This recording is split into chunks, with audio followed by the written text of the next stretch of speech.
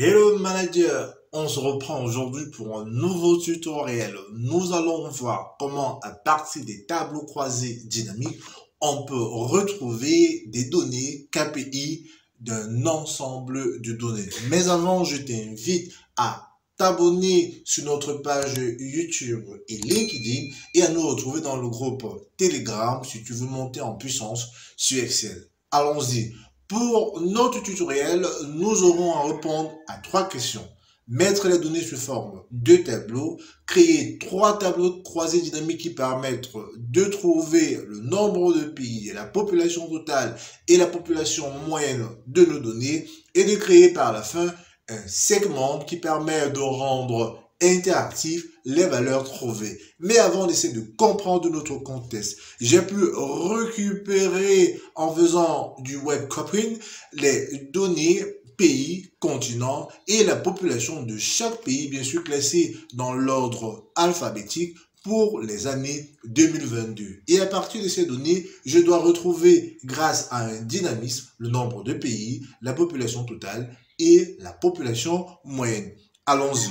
Pour cela, la première chose consiste à transformer mes données sous forme de tableau et à lui donner le nom population 2022. Pour ça, je vais cliquer dans une cellule non vide. Grâce à CTRL A, je vais sélectionner toutes mes données. J'irai par la suite sous l'onglet Accueil, mettre sous forme de tableau. Je vais choisir un style et je vais veiller à ce que la case mon tableau comporte des en-têtes soit coché puisque j'ai des en-têtes sur mon tableau, puis je vais cliquer sur OK. Mon tableau est créé et je constate qu'un nouvel onglet apparaît, création de tableau. Juste ici à la gauche, je peux mettre le nom de mon tableau et je vais écrire population. Bien évidemment, cette partie ne prend pas d'espace et pas d'accent, 2022. Et je vais appuyer sur Entrée pour valider mes données. À chaque fois que je cliquerai dans une cellule de ce tableau, je verrai le nom apparaître. Alors, je vais donc répondre à la deuxième question qui consiste à créer trois tableaux croisés dynamiques. Le premier tableau me permettra de déterminer mon nombre de pays. Pour cela, je vais cliquer sur mon tableau que je viens de créer sous l'onglet Insertion. Juste à ma gauche, je vais prendre Tableau croisé dynamique et je vais sélectionner à partir d'un tableau ou d'une plage. Une nouvelle fenêtre apparaît et me donne la possibilité de lire tableau plage avec le tableau sélectionné et ses différentes valeurs. On me donne un choix, soit de créer une nouvelle feuille de calcul où sera logé mon tableau croisé dynamique que je viens de créer, ou de choisir moi-même le lieu de mon emplacement de ce tableau croisé dynamique. Alors, je vais prendre le deuxième, feuille de calcul existence, emplacement. Je vais choisir juste ici en J11. J'irai sur OK. Et qu'est-ce que je constate? Je constate que mon tableau croisé dynamique est créé, mais apparaît sous une forme vierge. Que juste ici, à la droite, j'ai la fenêtre du champ du tableau croisé dynamique avec une première partie en en-tête qui représente l'ensemble des en-têtes de mon tableau, pays, continent et population. Le voici que je retrouve sous la colonne champ de données. Juste en bas ici, j'ai la partie paramétrage avec 4 éléments, le filtre, la colonne, les lignes et les valeurs en fonction de la disposition que j'aimerais avoir pour mon tableau croisé dynamique. N'oublions pas que nous voulons déterminer le nombre de pays dans ce tableau croisé dynamique qui représente un chiffre dans une valeur. Il me suffit de prendre mes données pays, de cliquer, de maintenir sur la souris et de lâcher sous la partie valeur. Alors ici, on me dit que j'ai tout simplement 231 pays. Alors, je vais répondre à la deuxième question qui représente la population totale. Je peux tout simplement copier cette donnée.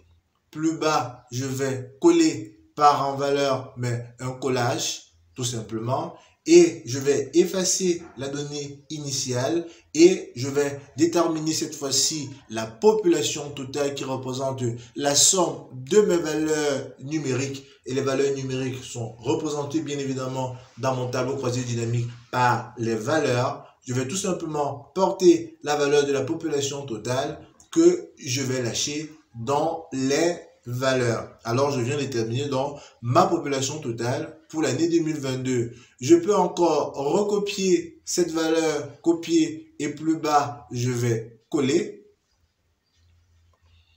Cette fois-ci, j'aimerais non pas déterminer la population totale, mais la population moyenne. Alors, c'est très simple. Une fois que j'ai la population totale, il me suffit de cliquer dans la valeur et de faire un clic droit.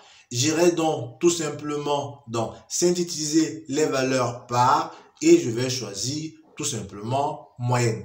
Alors, je peux déterminer pour ces deux valeurs une mise en forme conditionnelle qui me permet de séparer les valeurs en milliers et d'enlever, pourquoi pas, la décimale. Je viens donc à partir de 3 tableaux croisés dynamiques et très rapidement de déterminer le nombre de pays, la population totale et la population moyenne pour l'ensemble des données de mon tableau que j'ai intitulé population 2022. Je vais donc récupérer cette valeur pour les loger juste dans mon tableau que j'ai précédemment créé. Il me suffit de cliquer dans la cellule correspondante grâce au signe égal. Je ne vais pas directement sélectionner la valeur dans le tableau, mais je vais sélectionner une colonne plus bas pour éviter que Excel me renvoie un message d'erreur. Puis, je vais ajuster la valeur du numéro de la colline. Ici, nous sommes en J13 et je vais prendre J12 tout simplement et je vais valider sur Entrée. Je ferai pareil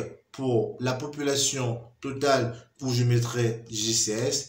Puis, je ferai pareil pour la moyenne de la population où je mettrai J21. À partir d'en, on peut constater que toutes les valeurs de mon tableau croisé dynamique ont bien été logées dans mes différentes cellules et je peux passer donc à la troisième question qui consiste à déterminer un segment qui permet de rendre dynamique les valeurs trouvées. Pour cela, il me suffit tout simplement de cliquer sous mon tableau ou dans un tableau croisé dynamique, de me rendre dans l'onglet analyse du tableau croisé dynamique et de choisir insérer un segment. Une fois que c'est fait, j'ai une liste des éléments qui peut me permettre de créer un segment qui représente les différentes en-têtes de mon tableau et ce qui m'intéresse ici, c'est le deuxième continent. Je vais cliquer sur OK.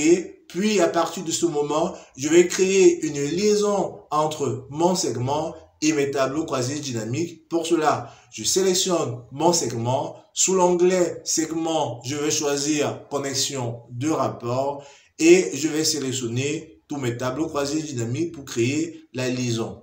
En partant sur OK et en validant, je peux mettre ça juste ici, cacher un peu les données. Que se passe si je choisis Afrique? J'ai 56 pays pour une population de 1 milliard et 300 millions d'habitants. Si je choisis Europe pour 49 pays, si je choisis le continent Océanie, le continent sud-américain, qu'est-ce que je constate? Que les valeurs vont effectivement varier en fonction de mon continent. Si je résélectionne toutes les données, alors dans ce cas, j'ai les informations prises de manière globale. Voici donc comment, à partir de tes données, d'un tableau croisé dynamique et des segments, tu peux déterminer les KPI d'un ensemble de données et bien sûr, tu peux le rendre dynamique. Je suis Lister Fongan et ça a été un plaisir pour moi de réaliser ce tutoriel pour toi manager. On se reprend dans le groupe Telegram. N'oublie pas de t'abonner. À très bientôt. Bye bye.